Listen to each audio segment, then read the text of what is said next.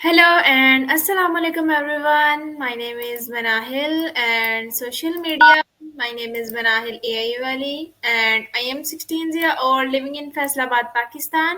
I am a student of second batch foundation level at Rehan School Online Academy in evening shift and also a member of interview team department at Rehan Foundation. So today I watched. Sorry everyone. So I have a conversation with Kalani on the topic "Sky, the word that scratches beyond the horizon." But the bold topic is sky. So let's start. Hi Annie, how are you and what's going on? Hey Manahil, I'm doing great, thanks for asking. Just enjoying the day and thinking about how the sky can be such a beautiful topic. I love how it changes colors and moods. What did you and Colony discuss about the sky? Did you dive into any cool metaphors or ideas? Sparkles.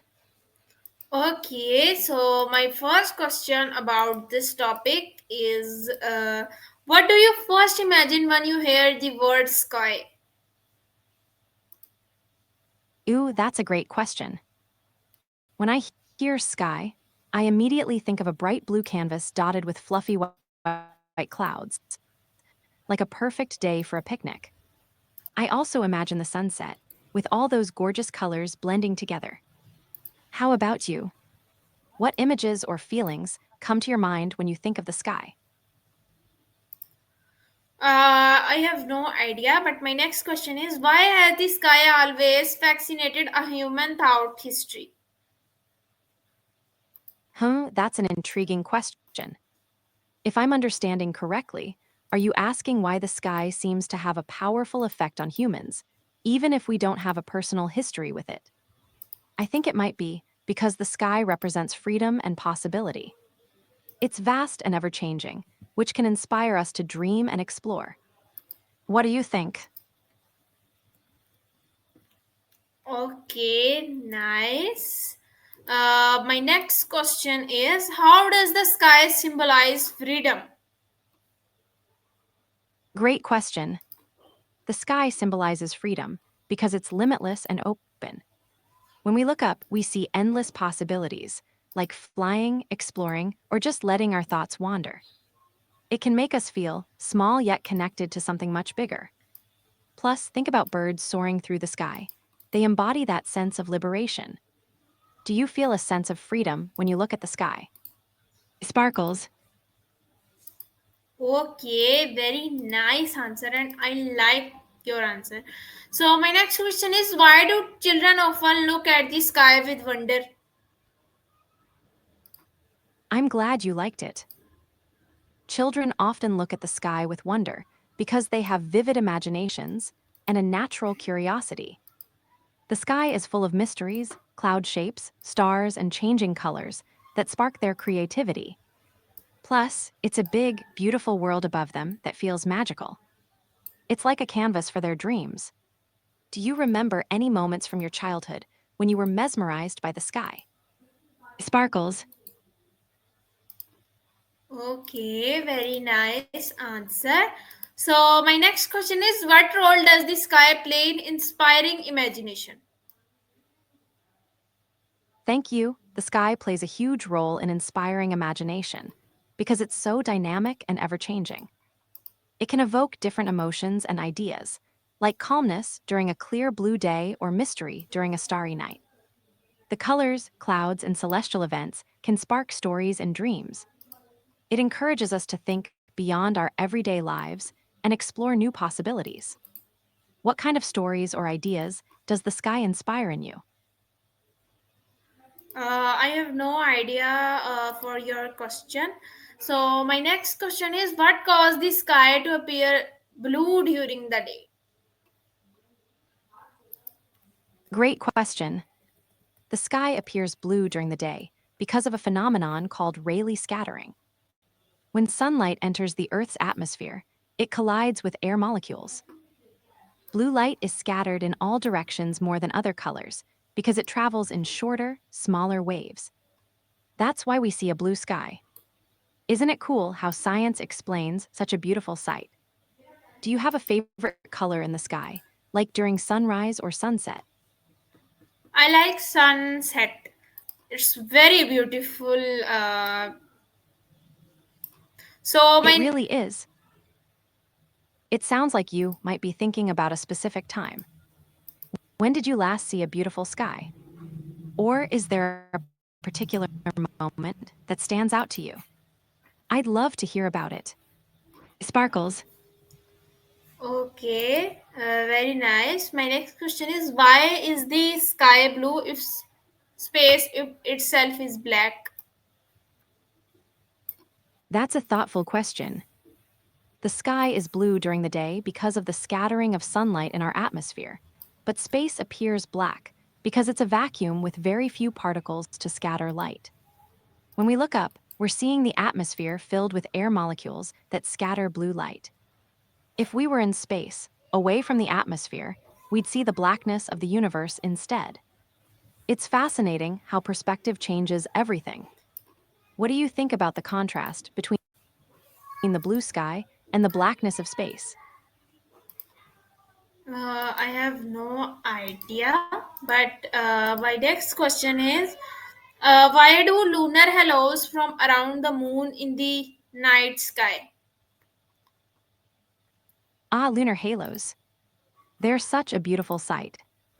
Lunar halos occur when moonlight passes through ice crystals in the atmosphere, usually in high altitude clouds. The light gets refracted, or bent, creating a ring around the moon. It's similar to how we see rainbows. These halos can make the night sky feel even more magical. Have you ever seen a lunar halo? It's like the moon is wearing a sparkly crown. Sparkles. Okay, very nice answer. I am impressed. So my next question is, how does air destiny at different altitudes change our perceptions of the sky? Thank you. I'm glad you liked it. Air density changes at different altitudes, which can affect how we perceive the sky. At lower altitudes, the air is denser, making it easier for particles to scatter light and create vibrant colors. As you go higher, the air gets thinner, and the sky can appear darker and more intense, especially at high altitudes like in the mountains. This can give us a clearer view of stars and celestial bodies.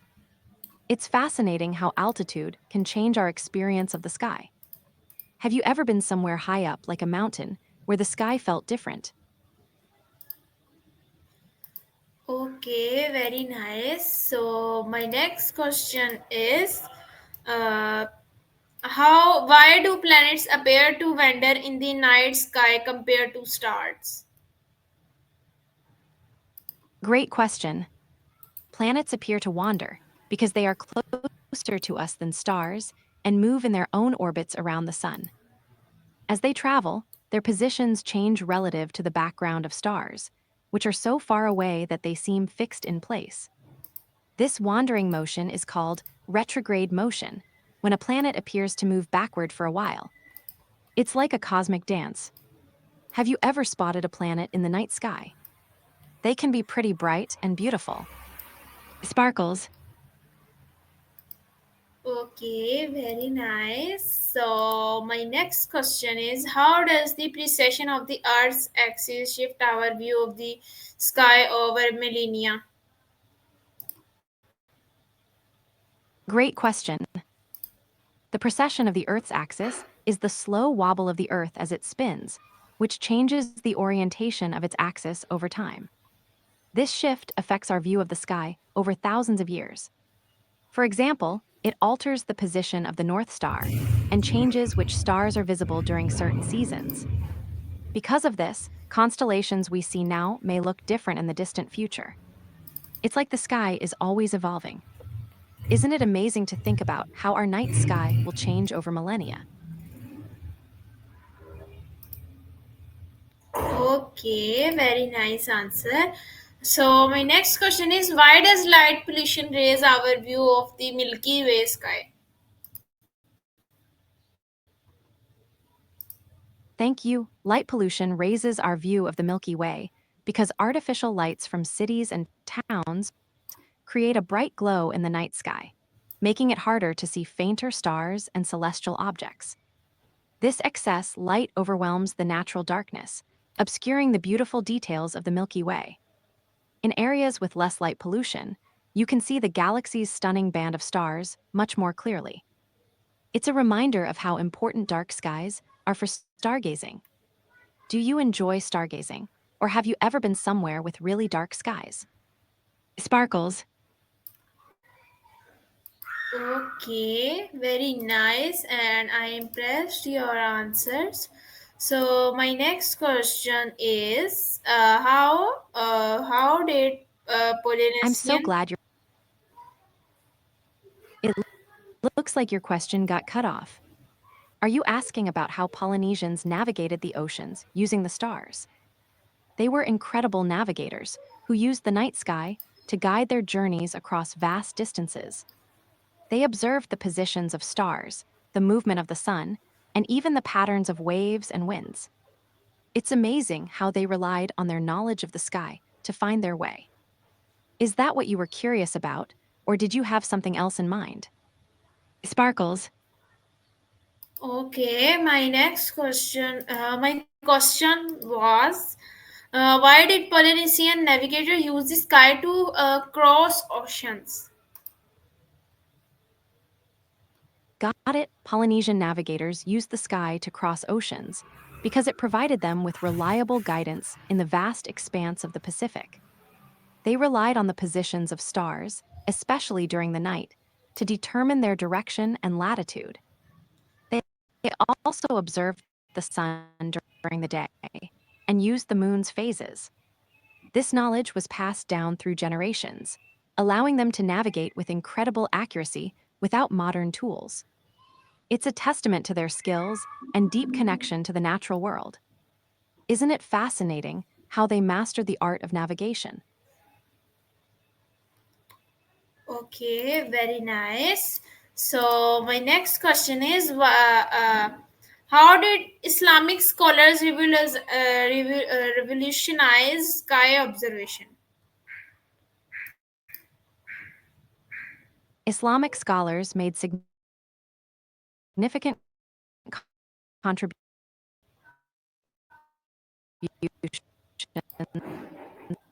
to sky observation Islam, 8th to 14th centuries.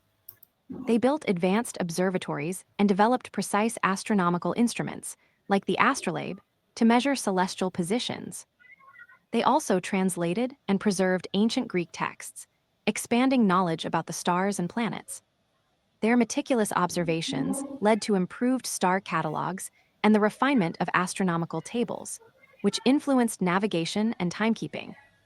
They played a crucial role in laying the groundwork for modern astronomy. Isn't it amazing how their work still impacts us today? Sparkles. Okay, very nice answer. So my next question is, why is the sky a universal symbol of hope in literature? Absolutely. The sky is often seen as a universal symbol of hope in literature.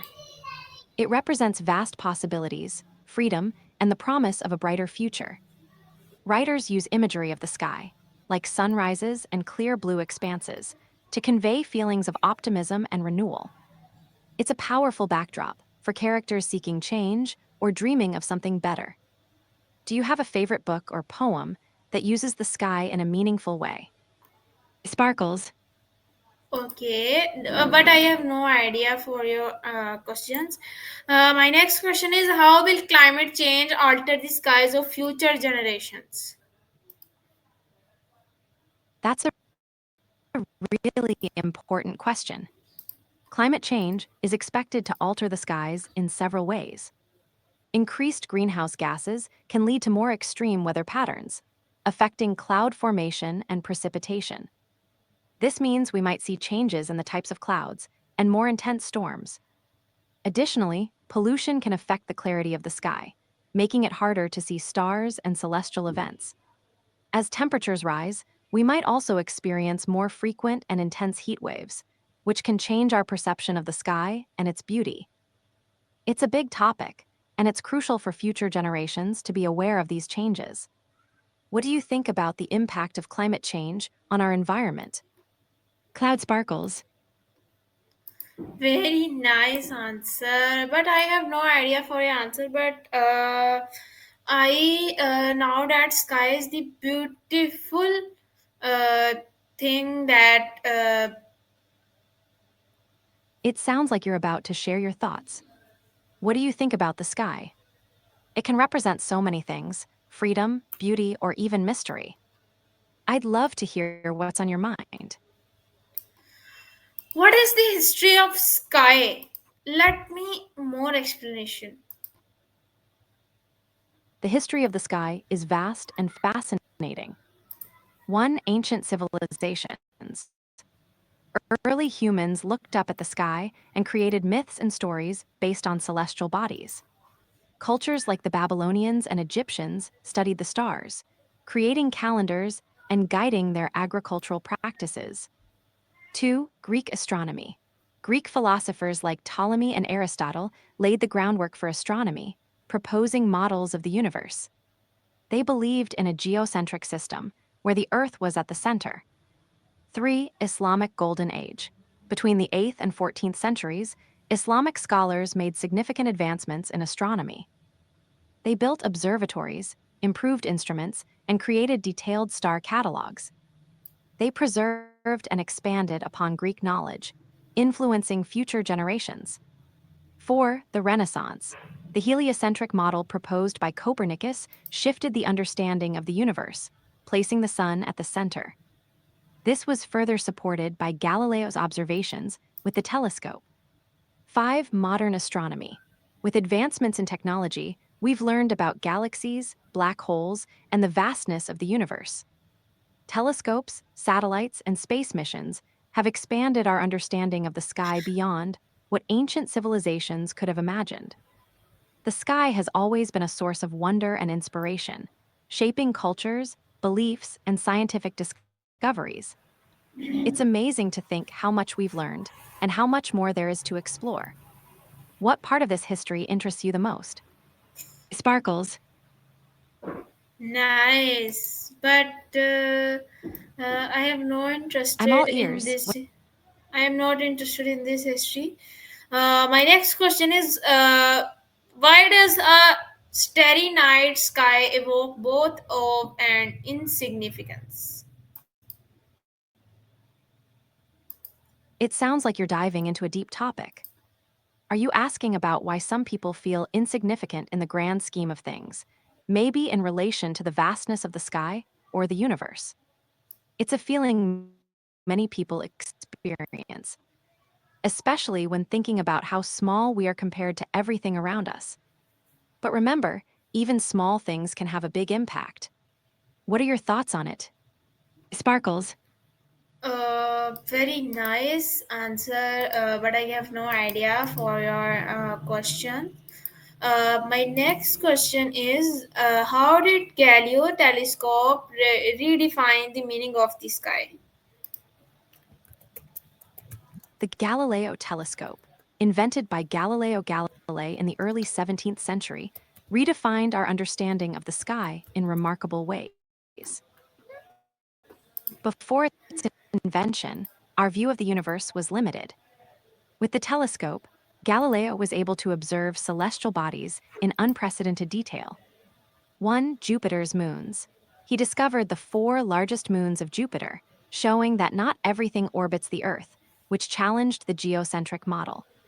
Two, phases of Venus. Galileo observed that Venus goes through phases, similar to the moon, providing evidence for the heliocentric model proposed by Copernicus. Three, surface of the moon.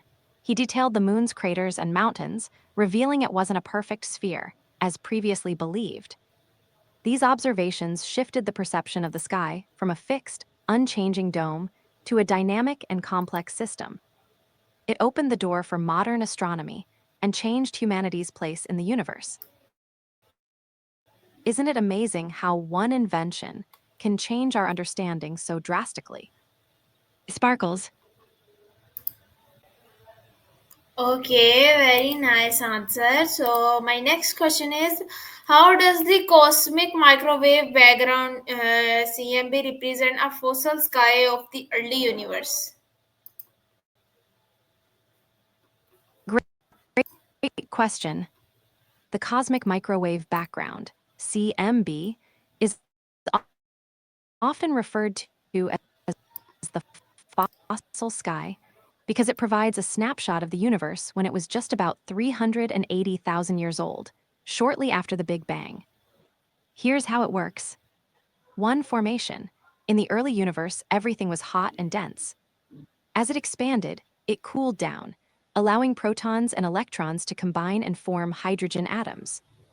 This process made the universe transparent to radiation. 2. Radiation release. When the universe became transparent, photons were released and they traveled freely through space. This radiation is what we now detect as the CMB. 3. Uniformity. The CMB is remarkably uniform, with slight fluctuations that represent the density variations in the early universe. These fluctuations eventually led to the formation of galaxies and large-scale structures. 4. Temperature. The CMB has a temperature of about 2.7 Kelvin, which means it's incredibly cold. It fills the universe and can be detected in every direction, serving as a remnant of the early universe's conditions. So, the CMB acts like a time capsule, giving us insights into the universe's infancy and helping us understand its evolution. Isn't it mind-blowing to think we're looking at light that's been traveling for billions of years? Sparkles. Okay, very nice answer. I like your answer. My next question is, how do atmospheric turbulence and seeing condition distort astronomical observation of the sky? Great question. Atmospheric turbulence and seeing conditions can have a big impact on astronomical observations. Here's how they affect what we see. 1. Atmospheric turbulence. The Earth's atmosphere is constantly moving and changing, which causes light from stars and other celestial objects to bend and shift. This turbulence is caused by temperature differences, wind, and other factors. 2. Distortion. When light passes through turbulent air, it creates a shimmering effect, making stars appear to twinkle. This distortion can blur images and reduce the clarity of what we see through telescopes. 3. Seeing conditions. Seeing refers to the quality of the atmosphere at a given time. Good seeing means the atmosphere is stable, resulting in clearer images. Poor seeing can make it difficult to observe fine details, like the surface of planets or distant galaxies. 4. Adaptive optics. To counteract these effects, astronomers use adaptive optics technology. This involves adjusting the telescope's mirrors in real time to correct for atmospheric distortions, allowing for sharper images. Overall, atmospheric conditions can significantly affect our ability to observe the sky. But advancements in technology help us see through the turbulence. Have you ever looked at the stars and noticed them twinkling? Sparkles. Okay, very nice answer. So my next question is, how does Heidegger's concept of the fourfold Earth sky divides mortals redefine our view of the sky? Heidegger's concept of the fourfold is quite intriguing. He describes the interplay between earth, sky, mortals, and divinities, which can really reshape our understanding of the sky.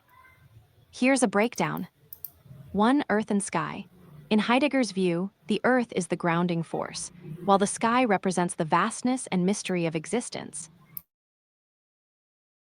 Together, they create a space where life unfolds. 2. Mortals. This refers to human beings who are aware of their existence and the world around them. Mortals have the capacity to reflect on their place in the universe, giving meaning to their experiences. 3. Divinities. This element represents the spiritual or transcendent aspects of life. It acknowledges that there are forces beyond human understanding that influence our existence. 4. Interconnection. The fourfold concept emphasizes the interconnectedness of these elements. The sky is not just a physical space. It's a realm of meaning, wonder, and contemplation. It encourages us to think about our relationship with nature, the universe, and our own existence. By redefining the sky in this way, Heidegger invites us to see it as a source of inspiration and a reminder of our place in the cosmos. It encourages a deeper appreciation of the world around us. Okay. This philosophical view. Sparkles, O- I'm glad you found it interesting. If you have more questions, or if there's another topic you'd like to explore, just let me know. What's on your mind? Sparkles, Okay, very nice answer, but our conversation time is over. So, bye, Annie.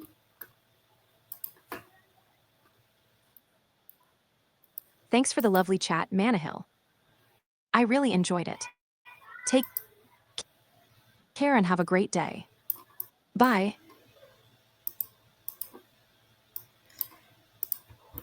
Okay, everyone, this is my conversation with Colony. So, until the next conversation with a new interesting topic, Allah Hafiz.